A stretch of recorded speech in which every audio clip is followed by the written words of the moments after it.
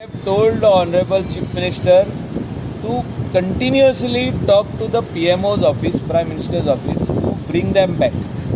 Now the decision lies with the Prime Minister's office, and Prime Minister's office have told itself that they will only take a decision after 14th. So seafarers will have to wait till 14th, or their relations over here, their family over here have to wait till 14th till the Prime Minister decides on this.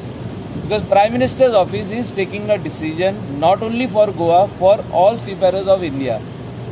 So how we are going to bring them back?